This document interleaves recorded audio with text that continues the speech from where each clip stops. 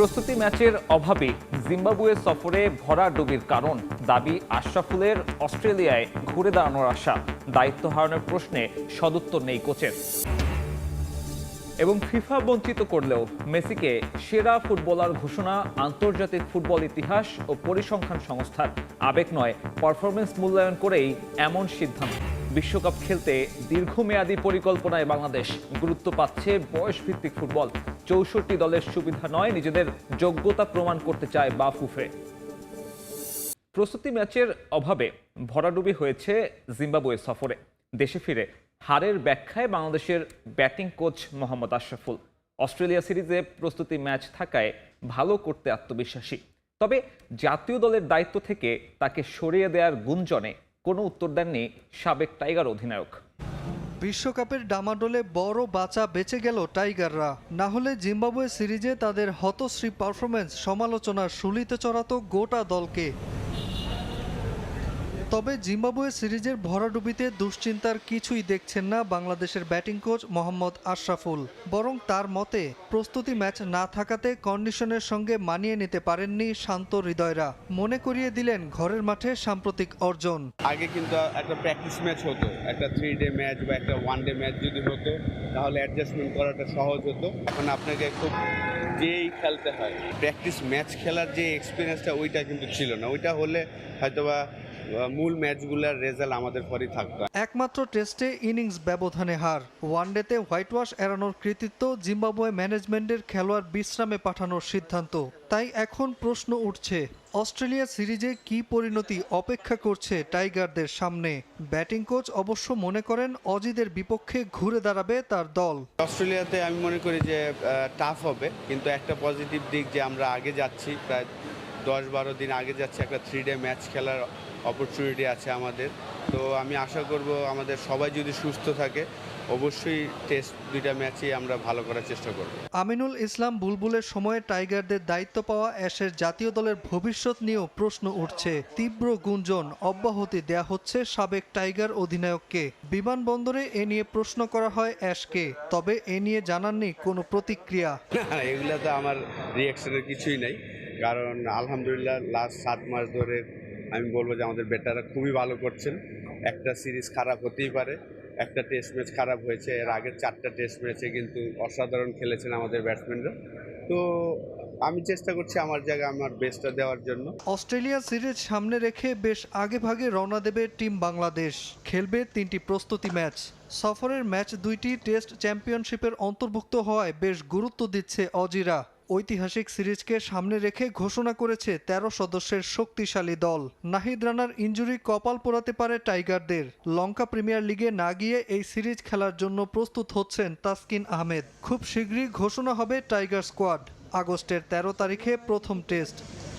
মেসিকে বিশ্বকাপের সেরা ফুটবলার হিসেবে ঘোষণা করেছে আন্তর্জাতিক ফুটবল ইতিহাস ও পরিসংখ্যান সংস্থা IFFHS।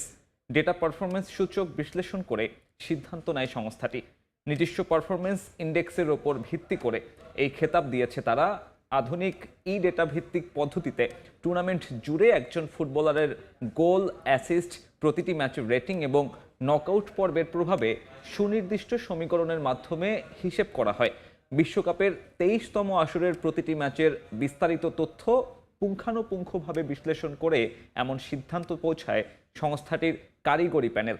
তার গড় ম্যাচ রেটিং ছিল 8.33। বিদায়ের দ্বার প্রান্তে থাকা প্রতিটি ম্যাচেই দলকে খাদের কিনারা থেকে টেনে তোলায় বড় ভূমিকা রেখেছেন মেসি। এ কারণে সেরা ফুটবলার হিসেবে বেছে নেওয়া হয়েছে তাকে। আবেগ নয়, পরিসংখ্যানের ভিত্তিতেই দেয়া হয়েছে এমন ফলাফল। বিশ্বকাপ ফাইনালের চরম নাটকীয়তার পর এবার আলোচনার কেন্দ্রবিন্দুতে আর্জেন্টিনার মাঠের বাইরের বিতর্ক আর দল পুনর্গঠন। ফাইনাল হারার 24 ঘন্টা না পেরোতেই ড্রেসিং রুমে কোন্দলের গুঞ্জনে তোলপাড় আলবিসেলেস্তে শিবির। তবে এসব খবরকে পুরোপুরি ভিত্তিহীন দাবি করে উড়িয়ে দিলেন লিওনেল স্ক্যালোনি। একই সাথে নিজের বিদায় আর লিওনেল মেসিকে ছাড়া নতুন যুগে প্রবেশের যে গুঞ্জন, তা নিয়েও মুখ খুলেছেন এই মাস্টারমাইন্ড। আকাশি সাদা সমর্থকদের কাছে শেষ মুহূর্তের নাটকীয়তা নতুন কিছু নয়, কিন্তু ট্রফি হাতছাড়ার পর যখন এক ঝাঁক প্রশ্ন আর গুঞ্জন তৈরি হয়, তখন দলের কর্তার মুখ থেকেই মূল সত্যিটা শুনতে চায় সবাই। বিশ্বকাপের সেই শ্বাসরুদ্ধকর ট্র্যাজেডির পর আর্জেন্টিনার ড্রেসিং রুম নিয়ে ওঠা নানান বিতর্ক ঠিক তেমনই এক ঝড়ের সৃষ্টি করেছে সমর্থক মনে। তবে মাঠের পারফরমেন্সের চেয়েও বেশি যখন অভ্যন্তরীণ কোন্দল আর ড্রেসিং রুম ঝামেলার কথা সামনে আসে, তখন আর তা সহ্য করতে পারেননি লিওনেল স্ক্যালোনি। প্রশিক্ষণ কেন্দ্র ছেড়ে যাওয়ার সময় গাড়ির জানালা থেকে এসব গুঞ্জনকে উড়িয়ে দিয়ে অত্যন্ত শক্ত ভাষায় নিজের অবস্থান পরিষ্কার করেন তিনি। আমরা বিশ্বাসই করতে পারছি না যে আপনারা এমন একটা প্রশ্ন করছেন। এসব খবরের কোনো ভিত্তি নেই। আমাদের পথ ও ভাবনা সম্পূর্ণ আলাদা। এই বিতর্কের চেয়েও এখন বড় প্রশ্ন, কি হতে যাচ্ছে আলবিসেলেস্তেদের সোনালী প্রজন্মের ভবিষ্যৎ। স্ক্যালোনির চুক্তির মেয়াদ এবং ফুটবলারদের আন্তর্জাতিক ক্যারিয়ারের বিদায় ঘণ্টা বাজবে কিনা তা নিয়ে চারদিকে এখন নানা সমীকরণ। তবে এটা পরিষ্কার করলেন না স্ক্যালোনি, ভবিষ্যৎ নিয়ে ধোঁয়াশাই রেখে দিলেন মাস্টারমাইন্ড। এমন বড় একটা টুর্নামেন্টের পর অনেক কিছু নিয়েই নতুন করে ভাবার সময় আসে। ডিসেম্বরের শেষ পর্যন্ত আমাদের দায়িত্ব আছে, কিন্তু সবচেয়ে বড় কথা হলো মানুষকে বুঝতে হবে এই দলটা নিজের সবটুকু দিয়ে লড়েছে। আমাদের কাছে জাতীয় দলটাই সবার আগে। কোচের ভবিষ্যৎ যখন পুনর্মূল্যায়নের টেবিলে, তখন নীরবতা বেছে নিয়েছেন লিওনেল মেসি। ফ্লোরিডা থেকে সোজা নিজ শহর রোজারিওতে পা রেখেছেন LM10। বাইরে সমর্থকদের ভিড় থাকলেও কোনো আনুষ্ঠানিকতার মধ্য দিয়ে যাননি তিনি। অসুস্থ বাবার পাশে থাকতে সোজা চলে গেছেন নিজ শহরে। ফকল্যান্ড দ্বীপপুঞ্জ কেন্দ্রিক বিতর্কিত পতাকার কারণে সম্ভাব্য শাস্তির শঙ্কাও ঝুলে আছে মাথার উপর, যদিও সে বিষয়ে এখনো আনুষ্ঠানিক কোনো চিঠি পায়নি আর্জেন্টিনা ফেডারেশন। বিশ্বকাপ ফাইনাল শেষে স্পেনের ফুটবলারদের সঙ্গে হাতাহাতিতে জড়িয়ে লাল কার্ড দেখেছিলেন আর্জেন্টাইন ফুটবলার লিয়ান্দ্রো পারাদেস, কিন্তু গতকাল এক বিবৃতি দিয়ে ফিফা নিশ্চিত করে কোনো কার্ডই দেখানো হয়নি তাকে। মূলত ফাইনালের শেষ বাঁশি বাজতেই প্রতিপক্ষের কয়েকজন ফুটবলারের ওপর চড়াও হন পারাদেস। এ সময় দুজন ফুটবলারকে ঘুষি মারতে দেখা যায় তাকে। পরে স্ক্যালোনি এবং স্প্যানিশ স্টাফদের হস্তক্ষেপে পরিস্থিতি নিয়ন্ত্রণে আসে। এ সময় তৎক্ষণাৎ পারাদেসকে লাল কার্ড দেখানো হয় বলে ফিফার অফিসিয়াল ট্র্যাকারে জানানো হয়। তবে কিছুক্ষণ পরেই সেই বার্তাটি মুছে ফেলা হয়। লাল কার্ড না পেলেও শাস্তির হাত থেকে রক্ষা নেই আর্জেন্টাইনদের। 64 দল নিয়ে 2030 বিশ্বকাপ আয়োজনের পরিকল্পনা করছে ফিফা। তবে বাড়তি দলের সুবিধা নিয়ে নয়, বরং এশিয়ান কোটায় যোগ্যতা প্রমাণ করে এই বিশ্বকাপে খেলবে লাল সবুজ, জানিয়েছেন বাফুফের সভাপতি তাবিথ আওয়াল।